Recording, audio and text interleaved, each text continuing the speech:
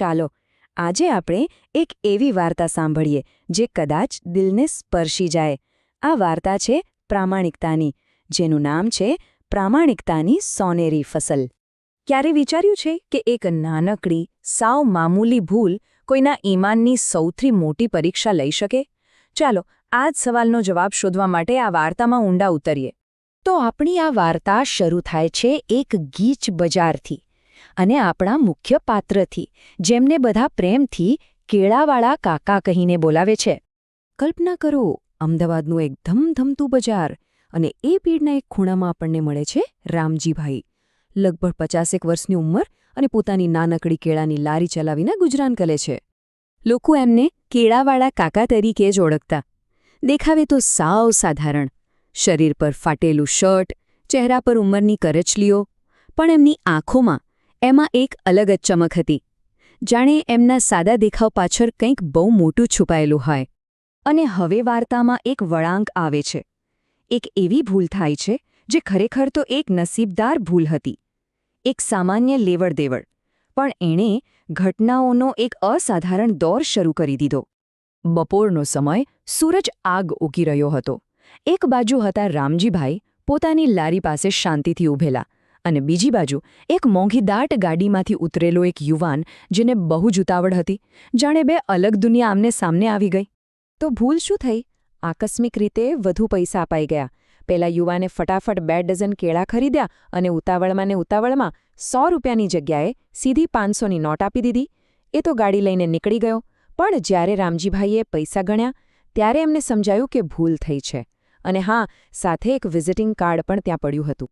અને બસ આ 500ની નોટ હાથમાં આવતા જ રામજીભાઈના મનમાં એક યુદ્ધ શરૂ થઈ ગયું, એક આંતરિક સંઘર્ષ. હવે એમની પરિસ્થિતિ જુઓ. ઘરે પત્ની બીમાર હતી, દીકરાની સ્કૂલની ફી ભરવાની બાકી હતી. આજે વધારાના પૈસા હતા ને, એ એમના માટે કોઈ નાની સૂની રકમ નહોતી.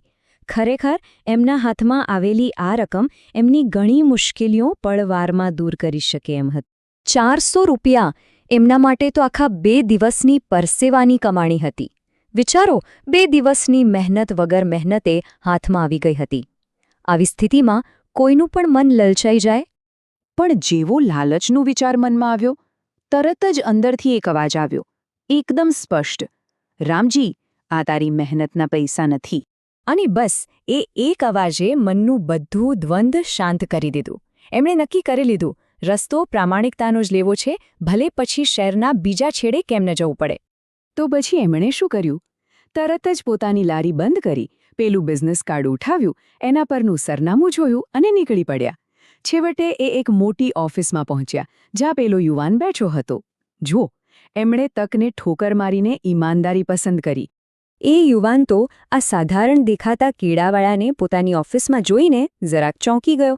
ત્યાં તો રામજીભાઈએ એકદમ નમ્રતાથી કહ્યું, સાહેબ, તમે ભૂલથી વધારે પૈસા આપી દીધા હતા, અને આ તમારું કાર્ડ પણ ત્યાં રહી ગયું હતું. હું બસ એ પાછું આપવા આવ્યો છું. આટલું સાંભળીને તો પેલો યુવાન સાવ અવાક જ રહી ગયો. રામજીભાઈની આ વાતને એ યુવાન પર ઊંડી અસર થઈ. એને થયું કે આ માણસની પ્રામાણિકતાનું સન્માન કરવું જ જોઈએ. અને અહીંથી વાત આવે છે ઈમાનદારીના ઇનામની. પેલો યુવાન સ્તબ્ધ હતો. એને થયું કે આજના જમાનામાં આવું કોણ કરે? એણે તરત જ રામજીભાઈને પેલા 400 રૂપિયા પાછા આપ્યા અને કહ્યું, કાકા, આ તમારી ઈમાનદારીનું ઇનામ છે, મહેરબાની કરીને રાખી લો. પણ રામજીભાઈ તો રામજીભાઈ હતા.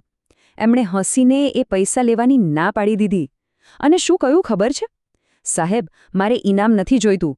તમે બસ કાલે ફરી મારી લારી પર કેળા લેવા આવશો ને, તો એ જ મારા માટે સૌથી મોટો ઇનામ છે. આ જ તો છે એમનું સાચું ચારિત્ર્ય. એમને પૈસા નહોતા જોઈતા, એમને તો માન અને પોતાનો ધંધો જોઈતો હતો. અને હવે આપણે આ વાર્તાના સાર પર આવીએ છીએ. સાચી સંપત્તિ શું છે? એ દિવસે સાંજે જ્યારે રામજીભાઈ ઘરે પાછા ફરી રહ્યા હતા, ત્યારે એમને એક મોટી વાત સમજાઈ હતી. એમના ખિસ્સા ભલે ખાલી હતા, પણ એમનું દિલ એકદમ હળવું ફલ હતું. એમણે પૈસા તો પાછા આપી દીધા હતા, પણ એનાથી ક્યાંય વધુ કિંમતી વસ્તુ કમાઈ હતી: મનની શાંતિ. અને એમને જે સમજાયું એ જ આ વાર્તાનો સાર છે. પેટની ભૂખ મટાડવા માટે રોટલીની જરૂર પડે છે, પણ આત્માની ભૂખ મટાડવા માટે તો માત્ર પ્રામાણિકતા જ જોઈએ. સાચી વાત છે ને? પેટ તો ભરાઈ જાય પણ મનની શાંતિ તો ઈમાનદારીથી જ મળે. તો આ વાર્તા આપણને બધાને એક સવાલ પૂછે છે કે આજના આ દોડધામવાળા જમાનામાં સાચી સંપત્તિ, સાચી દોલત ખરેખર છે શું? પૈસા કે પછી રામજીભાઈ જેવી પ્રામાણિકતા?